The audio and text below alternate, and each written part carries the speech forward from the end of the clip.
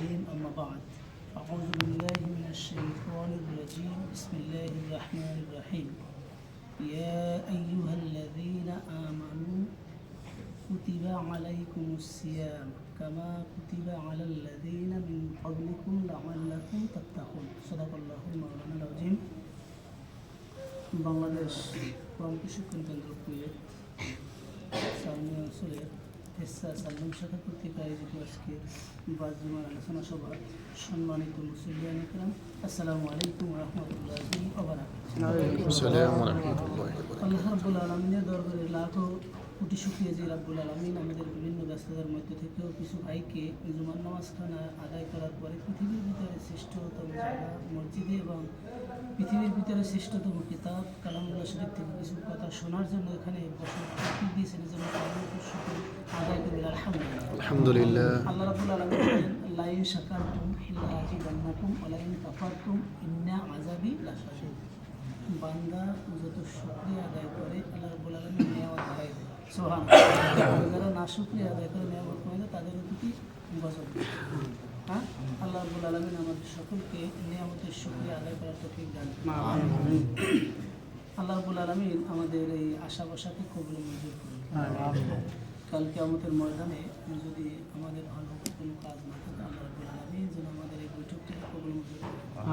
এই বৈঠকের উসিলায় যেন আল্লাহ রাব্বুল আলামিন কাল কিয়ামতের ময়দানে আমাদেরকে ক্ষমা করে দেন, আমাদের আত্মীয়স্বজনকে যেন ক্ষমা করে দেন। আল্লাহ রাব্বুল আলামিন আমাদের যাদের মা বাবা ইন্তেকাল করেছেন এই উসিলায় তাদেরকে ক্ষমা করে জান্নাতের কাছে রহমান বানায়।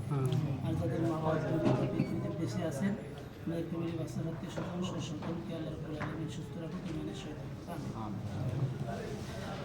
আল্লাহ যদি চাহে আজকে আমরা রাত্রে সেহেরি খাবো ইনশাআল্লাহ।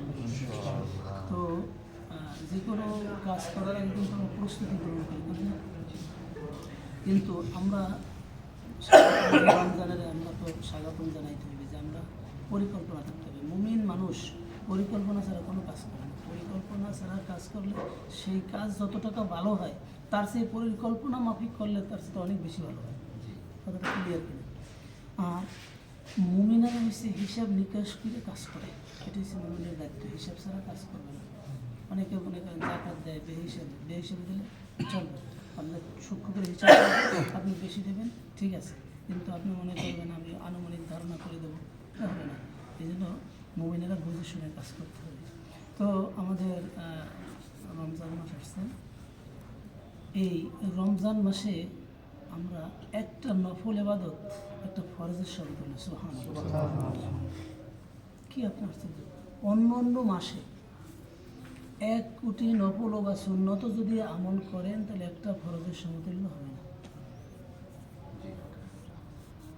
অন্য মাসে কোটি কোটি সুন্নত যদি আমল করেন তাইলে একটা ফরজের সমতুল্য হবে না। এই রমজান মাসে একটা নফল ইবাদত একটা ফরজের সমতুল্য সুবহানাল্লাহ। একটা ফরজ 70টা ফরজের সমতুল্য সুবহানাল্লাহ। হ্যাঁ, তবে এখন আমরা যে আলোচনাটা করবো সেটা হচ্ছে এই মাসটা আল্লাহ রাব্বুল আলামিন আমাদের কেন দিচ্ছে। মাসটা ট্রেনিংয়ের মাস, মাসটা ট্রেনিংয়ের মাস। মাত্র 8-10 মিনিট আলোচনা হবে, একটু অন্তরের কান লাগাই শুনুন। আল্লাহ আমাদের অন্তরের কান লাগাই শোনার তৌফিক দান করুন। হ্যাঁ, অন্তরের কান লাগাইয়া না শুনলে এই কোরআনী আলোচনার ফায়দা পাওয়া যায় না। আল্লাহ তুমি আমাদের অন্তরকে তুমি কোরআনের সাথে মিলাই দাও। সম্মানিত দিনী ভাইরা, আমরা এই রমজান মাসে কী করব? আল্লাহ আমাদের কেন পাঠাইছে? এই রমজান মাসটা পাঠাইছে ট্রেনিংয়ের জন্য। দেখবেন সেনাবাহিনীতে পুলিশ বিভিন্ন ডিফেন্সে যখন চাকরি হয়, ডিপার্টমেন্টে চাকরি হয়, তখন পুলিশে 6 মাসের ট্রেনিং দেয়, সেনাবাহিনীতে ট্রেনিং। কারণ কি? এই অস্ত্রটা কীভাবে চালাবো, হ্যাঁ, এই দেশের স্বাধীনতার সার্বভৌমত্ব কীভাবে রক্ষা করবো, এই অস্ত্র কীভাবে হেফাজত করবো, জনগণের কীভাবে হেফাজত করবো। যদি এই অনুযায়ী চলে তো ওই পুলিশ অফিসার বা ওই ডিপার্টমেন্টের ওই লোকটা খুব ভালো লোক, সে গভর্নমেন্টের আনুগত্য করছে। আল্লাহ বলেন যে তোমাদেরকে আমি মুত্তাকি বানানোর জন্য এই দেশটা মানে এই রমজান দিছি, তোমরা ট্রেনিং গ্রহণ করে মুত্তাকি হবা। রমজান মাসটা যেভাবে চলবে তোমরা বাকি 11 মাস সেগুলো চালাবো নিজের সম্মানিত দিনী ভাইরা, আমি বোঝাতে পারতেছি যেটা জানি না যে এই রমজান মাস আমরা দেখবেন কত সুন্দর করে চলি, দেখলে সালাম দিই, এটা জোরে কথা বলা যায় না, পাশে কথা বলা যাবে না, এই হুজুরে কী বলতেছি শোন। কিন্তু অন্যান্য মাসে আমরা এগুলো সব ভুলে যাই। দেখবেন আলহামদুলিল্লাহ আজকে তারাবি নামাজে দেখবেন আগামীকালকের ফজরে আলহামদুলিল্লাহ মনে হয় যে সামনের মসজিদ তো ওই জায়গাটা ভরে যাবে, আর রমজান মাস শেষ, মুসল্লি খুঁজে পাওয়া মুশকিল। এই আজকে গেল দিন বা আজকের ফজরে 2 কাতার না 3 কাতার লোক হয়েছে, আগামীকালকের ফজরে ইনশাল্লাহ দেখবেন তো আলহামদুলিল্লাহ। তারপরেও এই ট্রেনিং নিয়ে আমাদের বাকি 11 মাস চলতে হবে, জামাতের সহিত নামাজ পড়তে হবে, অক্ত মতো নামাজ পড়তে হবে, সময় মতো নামাজ পড়তে হবে। কিন্তু দেখা গেছে অনেকে কাজ করতে করতে জোহর শেষ পরপর একটু পরে আল্লাহ রাব্বুল আলামিন বলেন, ইয়া আইয়ুহাল্লাযীনা আমানু, হে ঈমানদারগণ, হ্যাঁ আমি নামাজ, ইন্নাস সালাতা কানাত আলাল মুমিনিনা কিতাবাম মাওকুতা, সঠিক সময় নামাজ পড়ার জন্য তোমাদেরকে বলা হয়েছে, কিন্তু কাজটা শেষ করে তারপর নামাজ পড়বে না। তো সম্মানিত মুসলিয়ানে কেরাম, আমি যে কথাটা বলতেছিলাম, এই রোজার মাসটা আমাদের ট্রেনিংয়ের মাস। এই রোজার মাসে বেশি বেশি তওবা ইস্তেগফার করতে হবে, রাসূল সাল্লাল্লাহু আলাইহি ওয়াসাল্লামের প্রতি বেশি বেশি দুরূদ পাঠ করতে হবে, হ্যাঁ দান সদকা বেশি বেশি করতে হবে। দেখা গেছে আপনি ঘরে বসে অনেক আইটেমের রমজানের ইফতারি করলেন, কিন্তু পাশের ঘরে একজন গরিব লোক, আপনার বাড়ির পাশে, ঘরের পাশে আপনার চাচি হতে পারে, চাচাতো ভাই হতে পারে, আপন ভাই হতে পারে, তো বোন হতে পারে, ফুফু হতে পারে, ইফতার করে শুধু পানি দিয়ে অথবা তেমন কিছুই নাই, আপনার ঘরে 4 আইটেম, এরকম হয় না? কিন্তু দেখেন, দিয়া ধন বুঝে মন কেড়ে নিতে নদীর এপার ভাঙিয়ে পার করে নদীর খেলা, সকালের ধনীরে তুই ফকির সন্ধ্যাবেলা। এখন আপনার আছে দেখবেন অনেক মানুষ কি দরম মরম, 6 মাস 6 বছর 5 বছর 15 বছর পড়া নাই, কিছু নাই। এই জন্য আমি চিন্তা করবো যে আমি 3 আইটেম দিয়ে ইফতারি করতেছি, আর পাশের ঘরের লোক কিছুই খাইতে পারতেছে না, আমি একটা আইটেম কমাই দিই, একটা আইটেম একটা করে দিই। অনেক সময় দেখা গেছে নিজের স্ত্রী একটু বা নিজের ছেলেবেলের দেওয়ার দরকার নাই, ওরা আমাদের শত্রু ছিল, ভালোবাসে নাই, গোপনে দিয়ে দেন। আসবেন আপনার ঘরে নিতে লজ্জা পায়, গিয়ে দিয়ে আসেন, প্রত্যেক কদমে কদমে আল্লাহ সাথে। এই রমজানের দ্বারা শিক্ষা, ধৈর্য নাই, আমাদের ধৈর্য কম। এই রমজানটা হচ্ছে ধৈর্যের মাস। রাসূল সাল্লাল্লাহু আলাইহি ওয়াসাল্লাম বলছে, যদি তোমাকে এই রমজানে কেউ গালি দিতে আসে, তুমি আমি, আর এই রমজানটা কি টপ টু বটম, হ্যাঁ, অর্থাৎ মাথা থেকে পা পর্যন্ত রোজা থাকতে। আর সমজুন না, রোজাটা হয়েছিল ঢাল স্বরূপ।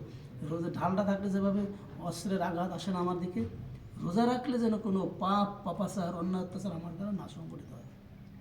অনেক আলোচনা আছে, আর 2 মিনিটে শেষ হয়ে যাবে ইনশাআল্লাহ। তাহলে মাথা থেকে পা পর্যন্ত আমার রোজা রাখতে হবে। কীরকমের? আমার চোখ দিয়ে কোনো খারাপ দিকে তাকাবো না, খারাপ জিনিস দেখবো না, আমার মোবাইল দিয়ে কোনো খারাপ জিনিস দেখবো না, এটা চোখের হক আদায় করতে হবে, চোখের রোজা। কান দিয়ে কেউ গিবত করতেছে, ভাইজান নুরুল ইসলাম ভাই শুনছেন, ইয়াসিন ভাই লোক কিন্তু সুবিধেন না, গিবত হয়ে গেছে, আপনি শুনবেন না যে না ভাই এটা আপনি কেন গিবত করতেছেন, আমাকে থামাই দেবেন, তাইলে কিন্তু আমি আর জীবনে আপনার সাথে গিবত অনার করবো না। আমরা কী করি, যে এই ভাইজানে বলছে একটু শুনি, আসলেই লোকটা সুবিধেন না, তাহলে গিবত হয়ে গেল। গিবত আসাদ 2 মিনিট জিনা, গিবত হয়েছে জেনার, হ্যাঁ আমি শুনবো না গিবত। যে বলছেন যদি প্রতিবাদও না করতে পারেন, ওখান থেকে উঠে হেঁটে যাবে, এটার নাম হয়েছে কানের হেফাজত করা। চোখ দিয়ে খারাপ কিছু দেবো না, কান দিয়ে শুনবো না, ব্রেন দিয়ে চিন্তা করবো না। আল্লাহ বলেন তুমি ব্রেন দিয়ে কী চিন্তা ভাবনা করো, আমি সব শুনি। ব্রেনের বিচার হবে, পরিকল্পনারও বিচার হবে, আল্লাহু আকবার, পরিকল্পনারও বিচার হবে। হ্যাঁ, কলবের ভিতর আছে কি তার বিচার হবে, পাও দিয়ে কোথায় হেঁটে গেছে বিচার হবে। সম্মানিত দিনে বের, আজকে যদি বেশি আলোচনা করি আরেকদিন বসবেন না। তাহলে নিয়ম হয়েছে কি, নিয়ম হয়েছে এখানে যারা বসেন বন্ধু বান্ধব আছে, আপনি নামাজ পড়তেছে যে বসে একটু চলেন, আপনি দিনের দাওয়াতি কাজ করলেন, ইসলামের কাজ করলেন, হ্যাঁ, তাইলে আমরা কী হবে, আরও কিছু লোকজন হবে। আপনি ওনাকে বসাইছেন, উনি যদি একটু শোনে বা আমল করে, হ্যাঁ, তাহলে আপনি সমপরিমাণ সব করবেন। সম্মানিত দিনে বের, আল্লাহ আমাদের সকলকে রোজার আদব রক্ষা করে চলার তৌফিক দান করুন। আল্লাহ রাব্বুল আলামিন আমরা যে রোজা ঢুকবো, সামনে রোজার যে টিকিট আসছে, সঠিকভাবে তাকে অর্জন করে যেন আমরা রোজা পালন করতে পারি, সেই তৌফিক দান করুন। আল্লাহ রাব্বুল আলামিন আমাদের ভিতরে যারা ঋণী আছে, ঋণ পরিশোধ করার মতো তৌফিক দিন। যারা অসুস্থ আছে, তুমি শেফাই করলে দাও। আল্লাহ আমাদের ভিতরে যাদের সন্তান আছে, সন্তানগুলো নেক সন্তান বানাই দাও। যাদের সন্তান নাই, যারা আশা করে সন্তান, আল্লাহ তুমি তাদেরকে সন্তান দিয়ে দাও। আল্লাহ সকলের স্ত্রীগুলোকে ভালো বানিয়ে দাও। নিজেরা যেভাবে দিন বুঝি, স্ত্রীদেরকেও দিন বুঝার তৌফিক, আমাদের পাড়া প্রতিবেশীকে দিন বোঝার তৌফিক দিয়ে দাও। সর্বশেষ আল্লাহ বাংলার জমিনে একজন ইসলামী মূল্যবোধে বিশ্বাসী একটা সরকার গঠন করে ইসলামকে বাস্তবায়ন করার মতো তৌফিক দিয়ে দাও। আলহামদুলিল্লাহ রাব্বিল আলামিন। আসসালামু আলাইকুম ওয়া রাহমাতুল্লাহি ওয়া বারাকাতুহু।